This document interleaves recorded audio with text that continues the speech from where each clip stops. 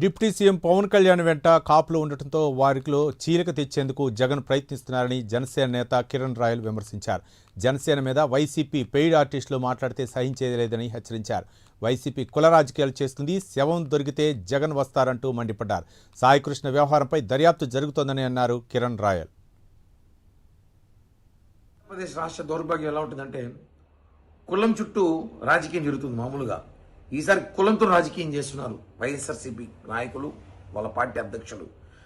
చనిపోయిన సాయి కృష్ణని కాపు కులం అవడంతో కాపులందరూ కూడా బాధపడే విధంగా మాట్లాడడం, అతను ఏ కులమైన చనిపోయినా చట్టపరంగా మేము చర్యలు తీసుకుంటాం. నిజంగా చనిపోయినందుకు బాధేస్తుంది, ఎవరికైనా కుటుంబంలో బాధేస్తుంది. ఒక వ్యక్తి చనిపోతే చనిపోయినప్పుడు బాధేస్తుంది, అతని మీద విచారణ జరుగుతుంది, అతని మీద కేసులు ఉన్నాయి, రౌడీ షీటర్లు ఉన్నాయని చెప్పి అనేక ఆరోపణలు ఉన్నాయి, అనేక వాస్తవాలు కూడా ఉన్నాయని చెప్తున్నారు. అవన్నీ కూడా విచారిస్తున్నారు. ఇప్పుడు సిట్ వేసాము, ఆ ఇన్స్పెక్టర్ ఎవరైతే ఆయన సస్పెండ్ చేసాము, ఇవి చట్టపరంగా జరుగుతుంటుంది. మామూలుగా ఎలా ఉంటుందంటే జగన్మోహన్ రెడ్డి పనితీరు, వాళ్ళ బ్యాచ్ పనితీరు, శవం దొరికితే జగన్మోహన్ రెడ్డి వస్తాడు. ఈసారి శవంతో పాటు కులం కూడా దొరికింది. శవము కులము రెండు దొరకడంతో జగన్మోహన్ రెడ్డికి ఆనందాలకి హద్దులు లేకుండా పోయింది. కానీ ఇది కరెక్ట్ కాదు. కాపు కులం మీద టార్గెట్ చేసి కాపు నాయకులతో ఎలాగో 2 రోజులు మీటింగ్ పెట్టబోతున్నాడు.